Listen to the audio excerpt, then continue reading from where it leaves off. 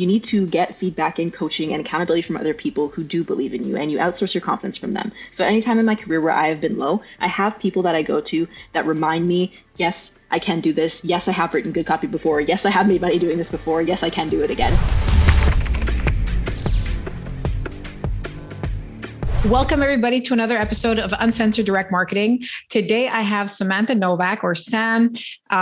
Anybody who's been in the copy sphere and is involved in Facebook groups and so forth has probably seen a comment or feedback from Sam. So I'm really excited to have you on, Sam. I know that you have a lot of interesting insight, and just for a young lady that's been in the space for a couple of years, you've literally gone from unknown to like everybody knowing your name, regardless of whether they worked for you or not, worked with you or not. And I think that's really, to me, that's really impressive. So I'm really happy that, you're taking some time to talk to us today. And I want to explore a little bit about all this different stuff that you're doing. You're not just doing copy, you're helping with, managing the Groupon Copy Accelerator, which is a very big copywriting program, and also all these other little ventures. And, for like I said, for somebody who's been in the space for just a couple of years, I'm very impressed, with everything that you've gone to accomplish, because it takes a character, and takes somebody who's willing to kind of put themselves out there. And it's very difficult for people to put themselves out there. I remember I started my career on my own. Like I worked for many places, and then I started 12 years ago, and just going somewhere and talking to people was probably the hardest thing that I had to do. Cause I was like, I don't know if anybody wants to talk to me and whatever. And it did take me a little while, but one thing I was good at, which I identify with you, because I think you're very good at this, is making a connection with people and just kind of putting it out there. And if it works, it works. And if people appreciate it, they appreciate it. And if they don't, they don't, you know what I mean? So it takes guts, so I commend you with that. And I do want you to give me a little quick kind of overview of, the last couple of years and what brought you there, actually, so we can know your journey. Yeah, for sure. And I love that you brought up too, like when you're first getting started and you don't want to put yourself out there and you're scared, because I talk about this a lot. Like, my journey has been, it's 4 years now. Sometimes I lose track of the years. So it's either 4 or 5 at this point. But the first couple of years that I was in this, I did not make a lot of progress. And so a lot of people ask me like, oh, how did you get to be so successful so fast? And I'm like, I didn't. It's not that fast, right? It just looks like it from the outside in. And so that's kind of always like a caveat that I tell people too, is like, don't pay too much attention to people who are talking about overnight successes. They went from 0 to something. They probably spent years beforehand doing stuff that didn't work. And I know that was the case for me. I spent the first year that I was doing this, I was like an info hoarder. So I was just buying everything and hoarding info because I never felt that I was qualified enough to help people do stuff. And so I did information hoarding. Then I started working with clients, but I had this fear of networking. And I thought networking is bad and I'm not good at it. I'm like a 99% introvert. I don't want to have to talk to people, like all this kind of stuff. And so I avoided, going to events and getting to know people in the market. And, my first coach almost kind of like demonized that kind of stuff. Like, oh, you don't have to do that. It's like schmoozing. And so I had this negative view of, like getting to know other people in the market and what I had to do to network with other people. And so I was really put off by that for a long time. So it's like, now it's October. I'm making no money. I'm like in the red for the first time since I've started actually writing for people. I'm feeling like really, really low. So, that prior month, I used the last of the money that I had earned, and I buy a ticket to a live event for the first time. It was CCL 2019. In the meantime, I'm not like, no money is coming in. And so I actually accept a part-time job nearby, like, it comes up, manifestation, whatever, doors opening. And so someone that I used to work with has moved on to a different company. They really value me. They're like, why don't you come, work for us? And I'm like, well, I've had a taste of freedom. So I'm not doing a full-time thing, but why don't I come in part-time? Because I needed some kind of money. And I was having that moment of crisis that I think every new copywriter has when stuff doesn't work out. And you're like, oh, I'm going to have to go back to my old job and all this kind of stuff, which, I know now looking back that those are the moments where you just have to push through. You really do. Basically, it's a test. The thing is, if this was easy and everyone could do it and it always was like smooth sailing, then everyone would do this, but they don't. And it's because it's not always going to work out. And we have to go through these losses before we get to the wins. That's how it works. So I do that. I do 2 weeks at that job. It's awful. The people are great, but I was just like, this is why I don't want to do this anymore. And I go to CCL. And I am scared. Like I'm looking for every excuse to not go. I get in the room. I don't know how to talk to people. I don't know any of these people. I meet Pauline Landon. I have no idea who she is. I feel like I make a jackass of myself. I sit at a table with Paris Lampropoulos. No idea who this person is. Like I do not know what is going on. It's so lost and so scared. And I have like no money either, right? So I used all my money to get down there. I used all my money on the hotel, and then everyone's going out to these lunches and they're all going to these like expensive places. And I'm like, I can't afford that. So when everyone's going on break, like they're all going out and socializing, and I'm using that as a break to like, I'm scared and I go to like a Subway and I get a sub and then I run to my hotel room and I go hide. You know what I mean? But then on the first day they announce a copy contest. It's like for the Money Map Press bootcamp, because this is how they kind of vet writers, and then they'll offer you opportunities. And so I was like, okay, that's something that I can do. Like I'm here, I'm going to get the content, I'm going to try and talk to people, but I know I'm not great at that, but I can do this contest. And that's a stretch for me. Like just get reps in. And like, this is my opportunity to get my copy in front of like really high level people, like, Henry Bingaman and Mike Ward and all those types of people were the people who were going to be, Marcella Allison, very key, that were going to be reviewing that copy. And I'm like, even if it doesn't go well and like nothing happens of it, at least I took the shot and I put my copy out there, and who knows, right? So when everyone else is going out and like socializing at the bar, it's not something that I'm good at. I don't really drink a lot, all that kind of stuff. I just go up to my room and I'm writing my copy. I submit it. The next day they go on to announce people, and I'm like, yeah, everything's great. And they're going through like special mentions, and then they do third place, and then they go second place, and then they're like, oh yeah, we actually had a tie for second place, and they start reading out the copy that was the tie for second place, and it was me, and I was like, oh. So I had to go get on stage, which I was like not expecting, and a good friend of mine was actually sitting at the table with me now. He's in CA. I think it was Lauren Pinillis, and so that was a surprise, because I recognized my own copy. And then Pauline Landon, of course, absolute queen, takes first, and in my books I was like, that's obvious. Like she's amazing. Of course she would take first. So I'm like, that doesn't even count to me. I'm like, I feel like a winner. This is incredible. I get to go out to dinner with the whole Money Map Press team. They're already trying to bring me down to Baltimore. I'm like, that's not happening. I have a family and stuff up here. But it was really cool. And then I got the opportunity to do the Money Map Press bootcamp. And so for me, like, it was hard and I did not want to do it. And I put it off for so long, but then getting out there was what changed things. When that happened, my copywriting mentor at the time took notice, because I shared that win in that group, and he ended up offering me a job with him that was an in-house job. It was a retainer. It was the most money I had ever made as a copywriter. I was getting to work with my hero. I was so excited about it. And so that really opened doors for me. Now, unfortunately, like fast forward a few months, and that opportunity really didn't work for me. It quickly became toxic. It was just not a good fit. Everything that I was writing was failing. I was like, never mind, I suck at this. Everything is awful. You know what I mean? Like I couldn't make it happen. And so, this round two of, it's like, maybe I'm all right at this. No. And it's like, maybe all right at this. And it's like, no, you absolutely suck at this. Probably you should give up and never write sales letters ever. Like I legitimately got told at this point, like, yeah, you probably just can't write sales letters. Like maybe you should just not do it, and just stick to like Facebook ads and emails. Like, 'cause that seems to be what you're good at. Yeah. And, this was coming from like, all respect. I have no hard feelings these days, but it was coming from someone that I really respected, that I was learning copywriting from. And it was just like, it hit hard, and I felt like I was trying to do everything that I could do to make it work, and I didn't understand why it wasn't working. And that's going to segue into what I do now, because there's just so much around copy that we don't control as copywriters. And so if we're building these careers just as copywriters, that's the thing that we really have to understand, and we really can't take our results to heart, because we can write the best words ever, but depending on like the structures that have been set up, what kind of relationship the audience has, with this business and all that kind of stuff that we don't explore. We don't really get insight into, sometimes the business owners don't even know all this kind of the economics of the business. There's a lot of opportunities for things that we just don't control to take away the power of the copy, which means it's not going to convert, and we can kill ourselves trying to write copy that's going to convert, but we're just not set up for success. And so that was what was happening with that client. Eventually they ended up firing me. So I got fired by that client. I like the honesty, Sam. I do have to say, most people will not say, they're like, oh, well, I just moved on to something else. You're like, I got fired. It's okay. Oh, yeah. Things happen, right? Right. Because it wasn't a good match. And that was the thing, as I was taking that really like hard on myself, I was taking all these failures, and I was like, this means that I can't do it. But in reality, what that means is I couldn't do it in that context. It was not the right context for me. There was a lot of reasons why. So it was like setup of the business. It was the offers that we were trying to do was a mismatch on like a lot of levels between the offers, the audience, the types of systems we were trying to use. The market had shifted and we had not shifted with it.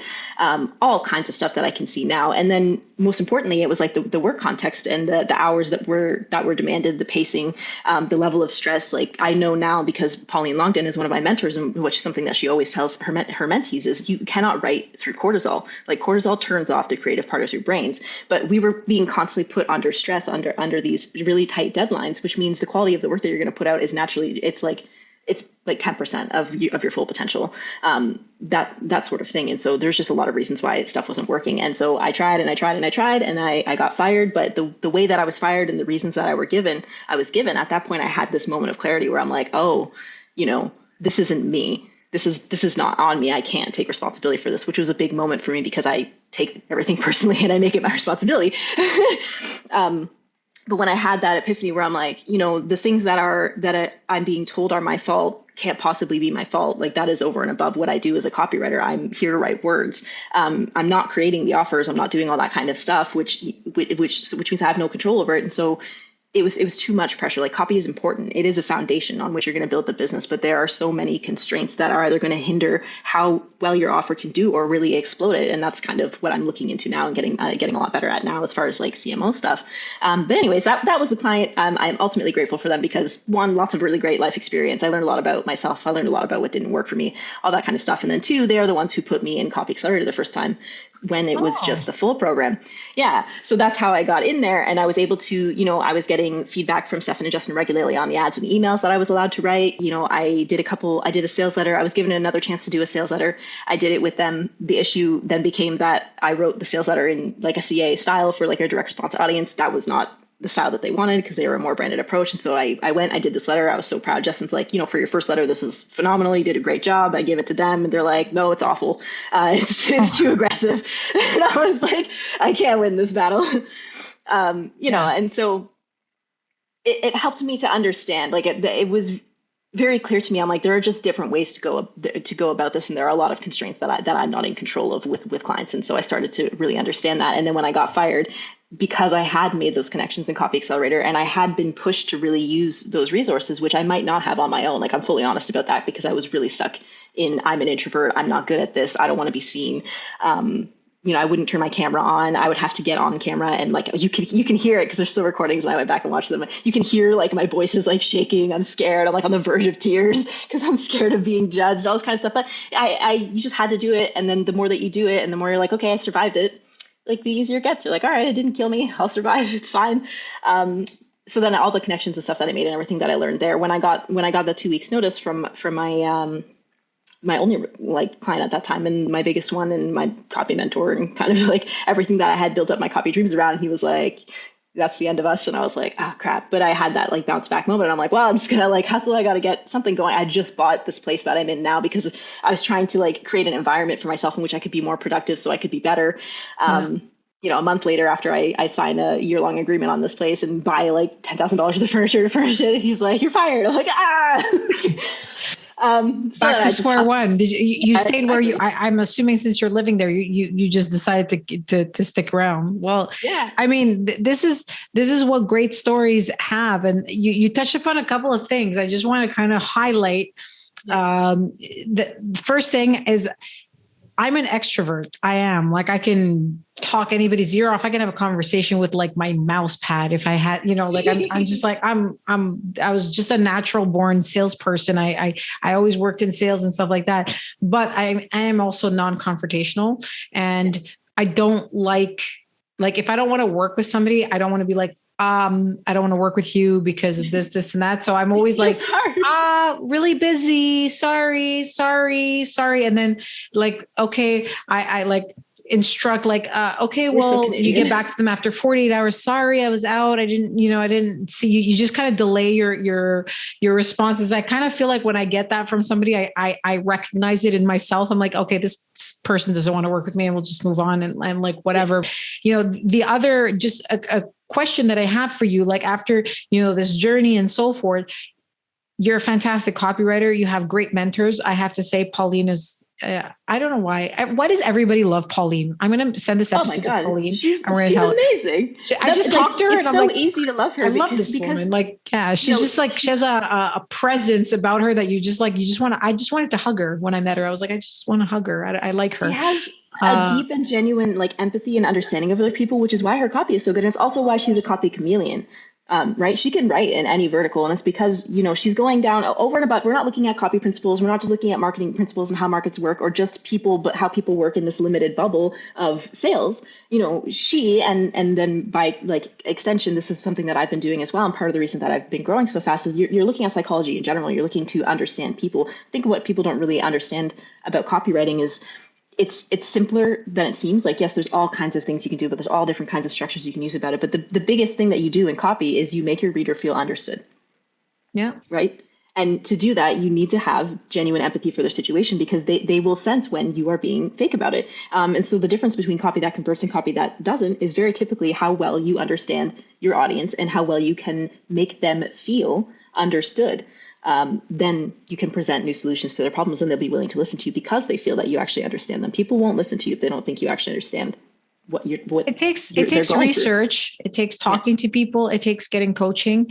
It also takes, I find like there's a lot of people that are good at things. Like, you can be very good at something, but if you don't know how to, for example, network to get your leads, to get the work, to get, all that stuff, you can be like banging your head on a wall. Cause you could be like, well, I'm really good. I'm really good. Great. Everybody's telling you you're good or people like your copy. But if you're not networking, you're not talking to the right people, you're not going to get the jobs. You're not going to get the opportunities and I love that you said that because that was exactly what my problem was. And that is the difference in how you accelerate your growth loops is you need to be around other people who are doing what you're doing. Everyone always says this, you're the genesis of like the 5 people around you, all that kind of stuff. But it's true. And for a lot of different reasons. And then I also wanted to touch on too, that you were mentioning, when you're trying to network, it's scary, right? Because you don't know anybody. And then you put this immense pressure on yourself that you have to like meet and talk to everybody, or it's not going to be worth it, or you have to meet one person that you get a job from, or it's not going to be worth it. And it's really hard to do that when you're on your own because you're using so much energy just to be present and make yourself comfortable. You don't have kind of like a safe base. And so a lot of what we're doing and have been doing with the accountability programs and the coaching programs within CA is these are smaller groups. And the reason why is you dip your toe in with the community and you create your posse in a smaller, safer space that is just for you guys. And then from your safe base, now that you have this established, you are able to then go out into the wider community and start sharing more wins and sharing more of what you know and showing up on calls. It's a step-by-step process. Like when people ask me how I went from, basically being in tears on these calls with my camera off, to camera all the time. Now I'm hosting calls. Like I just finished hosting calls for the guys because they're both at masterminds this week. It was step-by-step. So, voice, then it's like, okay, drop some comments, like just try and be present. It's like, it doesn't even have to be value bombs. It's just like make a joke. You know what I mean? Like you have to start building up that little bit of comfort. So it's make some comments. Then it's like turn on my camera and start making some comments. Then it's like, oh, every once in a while I'll use my voice and my camera and make comments. And then it's like, now I go to the group and I'll leave a comment. I used to do this so often in the groups. It's like I would make a comment and then I'm like, I'm not sure if this is actually helpful. I don't know what I'm talking about. I don't want to be called out, so I delete it. But I would have made the comment to start with. And then like later on, it's like, okay, so I leave more comments there. People start reacting properly. So I start commenting on more things. Feedback is still good. So it's like you create this positive feedback loop. But if I was not in this space and trying to interact with people, it just wouldn't have happened. And the biggest thing for me was I picked one space and I was like, this is my space where I'm going to get comfortable, where I'm going to get to know people because I know myself enough to know that I cannot keep up with like a zillion groups, or I couldn't at that point. I'm still only really very active in Copy Accelerator, but I'm around other places now as well because as you get practice in it, it takes less and less of your energy. It's less and less difficult. You build your comfort up, you build your muscle up, and then you have more energy left to expand, to continue to grow. And it becomes a lot more automatic. But it's not like, if you're expecting this change overnight, it's just not going to happen. It's the same thing when people come and they're like, what's the fastest way to go from 0 to nothing in copy? And I'm like, that's just 0 to 10K is what I hear. How do I get to 10K? It's like this magic number that like is stuck into a lot of people's brains, but it's not. Yeah. And that's the thing too, is a lot of people come in and they think I'm not successful unless I'm making 10K, unless I have these claims. And one of the other things that I really try to put back on people is like the way that you define success is entirely up to you. Like the biggest success for me in my first year copywriting, I wasn't even like really copywriting that much. I wasn't making a lot of money, but I was making enough money that I didn't have to work a regular job and I got to stay home and I got to learn about this full time, which is something that I really enjoy. Like for me, my biggest strength is like ideas, curiosity. I'm endlessly curious, which is why I don't have one specific niche that I write copy in, because that's my biggest strength. I'm very curious. I take in inputs from everywhere, and that's what allows me to make different and new connections that other people won't see. And so because my job allowed me to do that, that is success to me. You know what I mean? And you can keep redefining and expanding what success is to you. But I just think, this number that is, oh, now I'm successful because I make 10K. It's like, if your expenses in life are 12K, then you're not successful at 10K. Like we don't know what your context and your situation is. It's so funny that you say that because, when I started, for me, it was, I want to make 6 figures. I was like, I want to make 100K. I don't know. It's just a number you just come up with because it sounds interesting to say that you do that. And I always say this, I have nieces and nephews and, younger people in my sphere. And I'm like, if you can make a living, just a living, doing something that you want to do, it's better than making double that working for something that drains your soul. You know what I mean? So I would gladly do what I'm doing instead of work for somebody where I'm like every morning you're like, oh no, I gotta go to work. I don't want to do this, So and the very interesting thing that I've noticed that happens very commonly is like we set these like random just markers of success. All right. So someone decides 10K is what makes me successful at this, even though what they really only need is like 3 to 5K to replace their full-time job. And they have what they've gained is so much more freedom, so much more like peace of mind, flexibility. They've gained it already, but they're not seeing it. And what they do then is they continue aiming and like hustling and working hard for that 10K goal because it doesn't feel like success until that 10K goal. And then when they finally hit it, they have sacrificed the initial stuff that they were trying to get into this business for.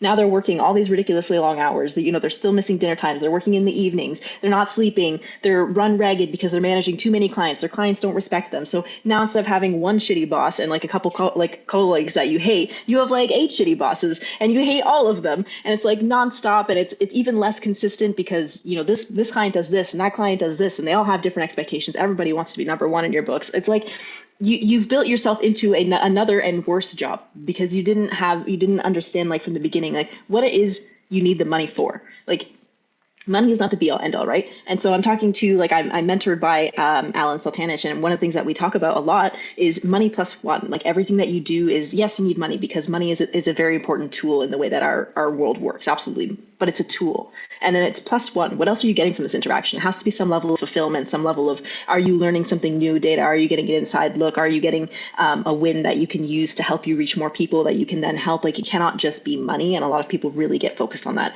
And it's very easy to fall into traps of comparing yourself, comparing numbers, even comparing conversions. I hate when people are like, oh, it's not converting at 2%, so it's not successful.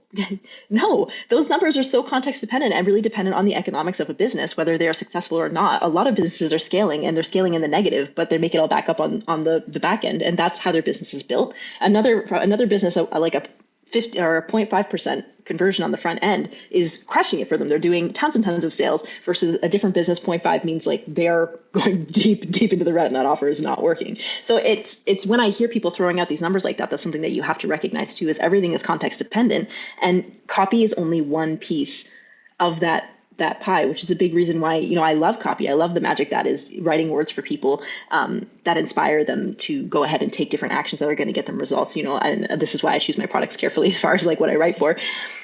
But ultimately copy is limited. Copy is the foundation and there are other constraints around it that keep it from being as effective as it could be. And so that's what I'm doing now and working on now, because after kind of like rising up through the ranks and through Copy Accelerator, and I'm now leading all the coaching programs. So I don't just lead the accountability, I also lead the one-to-one coaching and the group coaching and all that kind of stuff. These are all in my domain. I am the director of success.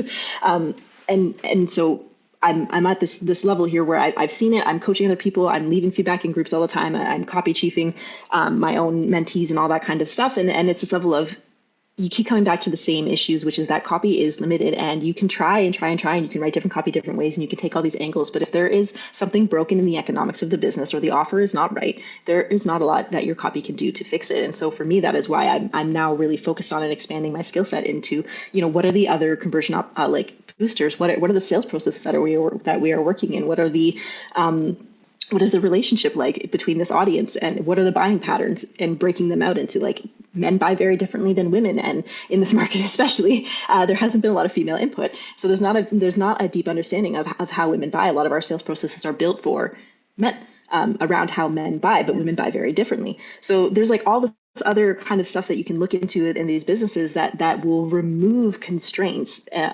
So you can keep playing with copy, and you can get like you can change your conversion rate from 2 to 3%, and you can get like a 20% boost or a 30% boost here and there. But when you have these constraints, you're limited, versus when you take them off, then it's like 2 times, 3 times, 4 times, like the amplitude of change that you can make is different. And so that's kind of where I've gone now, is like, what that allows me to do is I do still enjoy writing copy, but I can then go in and remove the constraints around my copy and give myself a better chance of success first.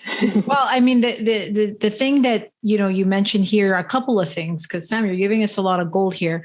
Gold here is accountability. Like you said, coaching, accountability. So, in order, what I see and what I hear, just kind of with my non-copywriter hat, just like a business owner hat here is, and it comes back, whether you're copywriting or whatever you're doing, having accountability is very important to your success, and also getting coached. Yes. It could be coached, could be a whole bunch of different things. It could be in a coaching group. It can be in a group of peers, hearing other people's opinions about your work, and leaving your ego at the door. Because, if you cannot get insulted if somebody says, I'm not interested in this, or I don't like this, or, I would do this differently. And sometimes people are right. Sometimes people are wrong. But the interesting thing that you mentioned is, not all numbers apply to everybody. Yeah. I do this, like, this is my numbers are my game. And, when I get a new client and stuff like that, the first thing I do, and I tell them this all the time, okay, here's a couple of questions. They give me their data, and I'm like, great, we're working together. Here's the agreement. Now give me access to the data. First of all, most people don't know their numbers. Yep. They don't. Nobody. Oh, my conversion upsell one is this. No, it's not. And so numbers are my thing. I'm good with spreadsheets and stuff like that. So I love that, because if you don't know what your benchmark is, it's not going to work. So if you're a copywriter and you're not getting the results, you're not getting the numbers of what's happening right now, it's hard to say if you're successful or not.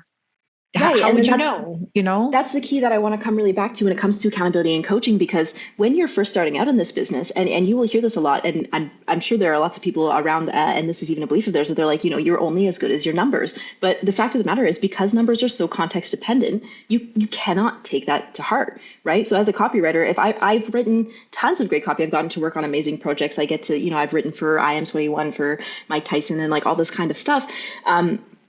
I'm working with companies doing, 20 million, 30 million, 40 million, 50 million, all this kind of stuff. I'm coaching all these copywriters. I'm seeing amazing copy. I'm writing amazing copy. It still doesn't always work, right? Like, no copywriter, no matter how good they are, hits it out every time. And a lot of the time that's because there are other constraints that you're not seeing. And so as a copywriter, if you are working in the dark, you're going to take all that personally and say that you are bad at writing copy, when that is not the case. There's just other limitations around how your copy is being used. Where is it being placed? As the media buying team, do they know what they're doing? Or are they showing it to the right audiences? Are they segmenting? Are they relying on a pixel that doesn't work anymore? All of this kind of stuff, right? Yeah. And so that's why having a community around you that can reinforce, yes, you are writing good copy, and help you to then optimize and iterate. A lot of other people also expect that you're going to write copy. It's like you put it out and it hits or it fails. And if it fails, you're a failure. And that's not true at all. Most copy that wins big is an iterative process, and you're putting out different copy. You're testing out different angles. You're seeing what works. You're refining. You're trying to look for, where is the miss. And this is how most of the biggest companies have gotten where they are today, is this constant process of iteration on copy. And so, I have a lot of mentors, even and 8-figure business owners who are like, if I'm not failing 90% of the time, then I'm not winning. Like, I cannot get to the 10% of the time that I'm winning it and win big. But as a copywriter, when you fail, it hurts you to the core. And of course, then you get a client looking at you like, and I've been in this situation too, no matter how good the copy I write is, if it doesn't work, then they're like, oh, you're not actually as good as you say you are. You're not as good as I thought you are. And then they don't want to hire you again. And that puts a lot of pressure on you. And so what you need is a community around you to remind you that that is just not how stuff works. And everyone is susceptible to these biases and to these kind of mental what is it called? Like a distortion. And so, if a client has hired you and they were hoping that your copy was going to save their business and it didn't save their business, then of course it's natural for them to be like, oh, it's your fault. They want to, everyone wants to shift blame away, right? Like they were hoping this was the solution. That wasn't the solution. So like, okay, you're not the solution. And then they want to go try something else, right? So as a copywriter, you have to remember that you can only be as good as your clients allow you to be. You have to have coaching to give you your best shot at everything. And the way that you get your best shot at everything is collective experience.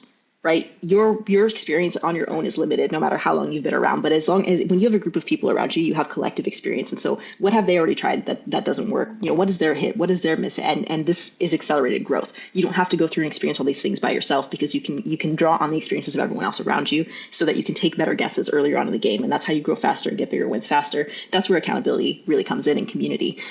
It's very important. I love that. Accelerated growth. You can, and I do this too. Like I network with other people who are competitors of mine. And I feel, why would you? Because I don't know what I don't know and I don't know everything. Yes. So I need to know. So I want to talk to somebody and I think there's, I don't get this. Like when people are like,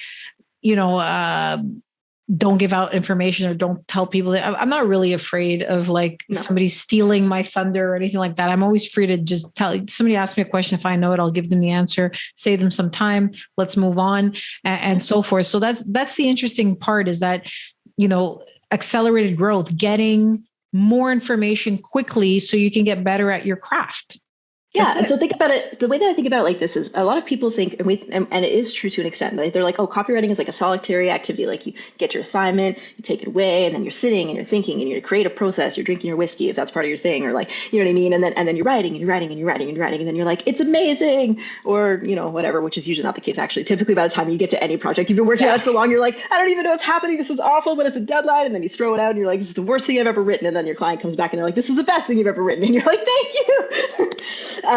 So that's normal too. Like one thing that I want people to understand too, if they're looking to get into copywriting in general, is one, doubting yourself is like, it almost never goes away. I think if you don't doubt yourself, you either are arrogant, which I mean, you can play to that, narcissistic, or in general, it's, you don't care. Right. So doubting yourself and whether you're doing a good job is a sign that you care to do a good job. And so that is a positive feedback. But anyways, what I wanted to get at too is everyone thinks that it's an isolated thing, like, oh, this is an individual sport. It's not. Copywriting and every sport, even if it's only one person thing, is a collaborative sport. And so when I'm looking at the coaching programs and the way that I'm viewing our coaching programs, especially within CA, is this is how you accelerate your feedback loop. So think about the coach is not out there on the field. You still have to do it. But what they're doing is they're standing on the sidelines and they're telling you and showing you what your blind spots are. And they're showing you where you're potentially going wrong. And they're giving you that feedback in real time so that you don't have to figure it out like in the middle of a match.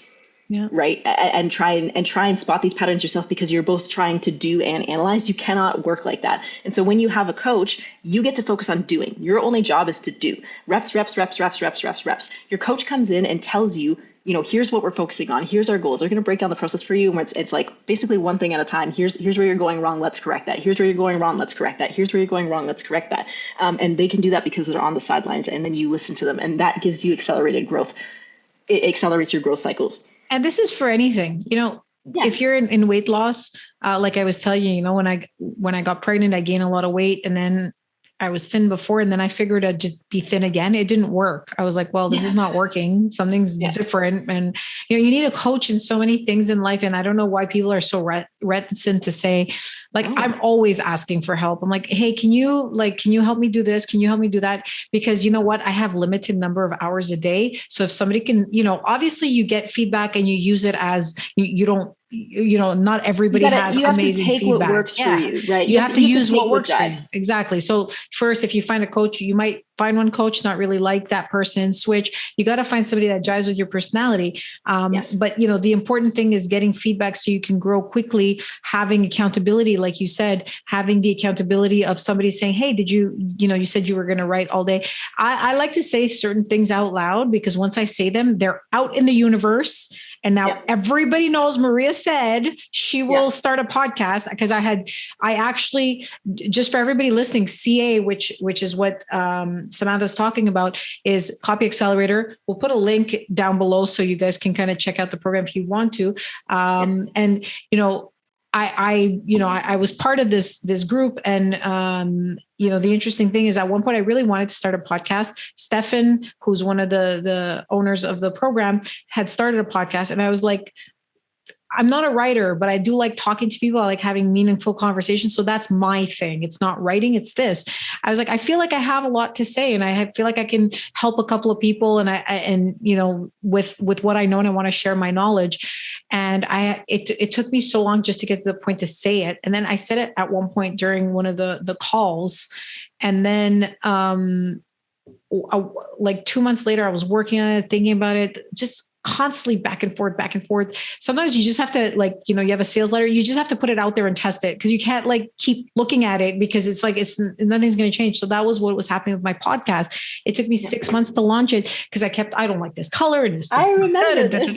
And then at one point, Stefan actually said to me, he's like, "Hey, Maria, did you launch your podcast?" And literally my heart went to my stomach, and I was like, I'm never going to fucking launch this podcast. And then I was just like, I'm just launching. That's it. I'm just going to launch. And I just went for it. And I was like, I'll figure it out.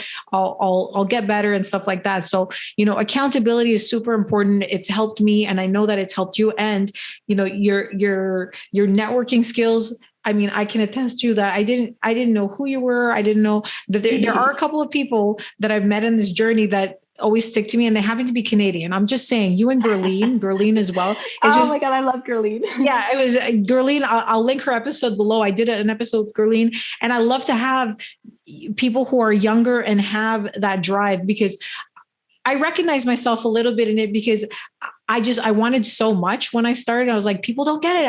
I'm just going to be out there. I'm just going to talk to everybody. And at many times in the early days of my career, I was shot down. I was like, you get called sweetheart. Sometimes it's like, oh my God, no, that's the worst. Yeah. Like, or, yeah, sweetheart. I'm like, oh, it's so condescending. That's a whole other, we could do that's a whole other conversation. Like. But, it's interesting that, just to see that people, everybody thinks the same. And every time I get somebody on the show, and we talk about this, whether they're, a 50-year-old white male that's been in the business for 30 years, everybody's self-conscious about just fucking talking to people. It's like, it's the easiest thing, yet the hardest thing to do. So, keep in mind, anybody's listening, like Sam said, accountability and coaching is, to me, like, if we were to summarize this conversation, these are the two things. And obviously networking, accountability and coaching have gotten you in 4 years in circles, right? When you put out the effort to go find people to be accountable to, and the right space for you to do that in, and to go coach more, then you end up in circles with other people who also value those things. And then you build relationships with those people. And typically those are your people who then connect you to other opportunities. Right. And so all these things are linked, but basically the gist of it in my books is like, you cannot do this alone. It is a collaborative sport. And at no point is anybody who is successful in this business not getting coached. They just change the type of coaching that they're getting. So like I have something like 4 or 5 mentors right now. I have more mentors than I've ever had before. And I'm at this level of success. The more successful you get, the more you invest in and continue to go get coaching from other people who are still ahead of you. There's always going to be someone ahead of you. So it's like, people like Stefan still get other people to look at their copy. They're amazing. They still get other people to look at their copy. They still get other people to tell them that their copy is not doing what it needs to do. You can be too close to something all the time. We cannot do this alone. Nobody succeeds alone. Nobody builds these giant empires alone. There are always other people there in their corner. The other thing that I always like to talk about too is like this idea of confidence that we were talking about earlier, and how, confidence it's not an internal trait, like that's self-efficacy and self-esteem. Confidence is external because it is how other people are viewing you. And so it changes situation to situation, and you cannot have confidence without other people to help you with that. And so the way that I like to think of it is, I still have times where I'm like, what am I doing? Complete, imposter. Like I shouldn't be here. Like I just joined a new mastermind, and I'm having like an amazing time. I'm loving it. I'm like the dumbest person in the room. And that's a great thing. That's the other thing I want to focus on is the first time I was in this situation, I was like, I don't belong here. And then I just got into a new situation where I put myself into a room on purpose where I'm the dumbest person in there, because then I have the biggest and fastest growth trajectory. Like I can do nothing but learn from these people and get better at what I do.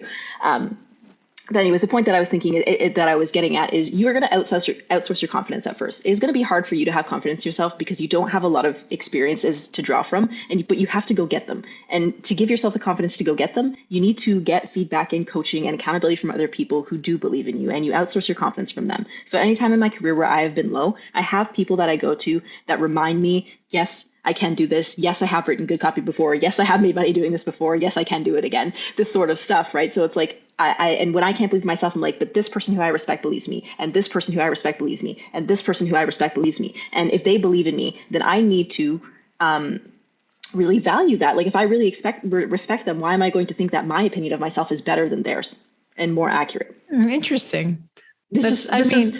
You can flip that a couple different ways, but like when I have low moments, that's how I reframe it. I'm like, all these incredible people that I really look up to believe in me. So one, I don't want to let them down. And two, if I truly value their opinions, why am I thinking in this moment of weakness that I know better than them? Right, when they are the ones ahead of me, and that they are the ones I'm going to get help for, and they are the ones who have told me that yes, this is possible. You got a little fan club, basically, right? So you create yourself a little fan club, and you have people around you. So I mean, it's so important to surround yourself with the right people who positive people. You know, yes, like you said, and you know, your success breeds success. When you're around people who are smart, who are, willing to try things and encourage, like there's no need.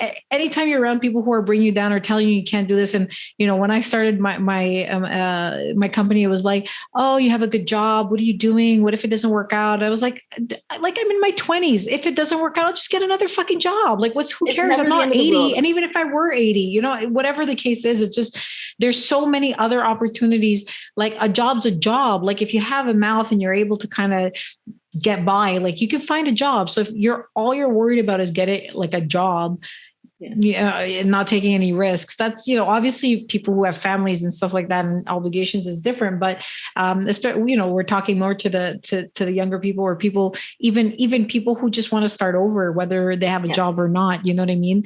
At any given time we can start over. Yeah, anytime. And, I'm so happy. I feel like this was such an uplifting conversation. I'm like, I'm like jazzed up. I'm like, oh man, that's Sam. She just made me feel nice. So I do recommend, anybody listening, we're going to have some links below how to reach out to Sam and how to get more information, Sam, on how you have your accountability groups and coaching. I didn't know that you were actually coaching as well. So you're coaching as well. Any last words for our audience? Any last piece of advice? Yeah, I mean, so for me, one of the things that I will say, like, I'm running all these coaching programs, being in CA for so long, it's not your skills that are holding you back. You can always improve your skills, and there's always room to improve them. And so expecting to be like, you're going to master them and then whatever, like I'm still constantly learning, Steph is still learning. It's mindset, man. Often you're very much standing in your own way. And that is why it's so important to have other people who can call you out when you're getting stuck in these things. Like, I don't care if you pay for it or not, but you need to be around people who build you up. And, the biggest question to ask yourself when you're like, what if this doesn't work? You need to reframe that. Like, what if it does work, right? What if everyone who believes in you is right? What if you are the one that is wrong? What if it is possible? You need to ask yourself, you need to reframe that negative to a positive, because in all honesty, they're both equally likely. It just depends on which one that you are prioritizing and which one you're taking actions towards.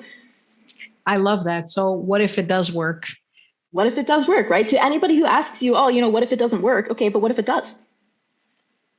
Perfect. That's a great, we're going to use that as a clip also. I love it. It's we're always like, what if this goes wrong, or what if that goes wrong, or what if, and what if it doesn't go wrong? What if it actually happens and you get to live a dream or succeed in something that you want to succeed in?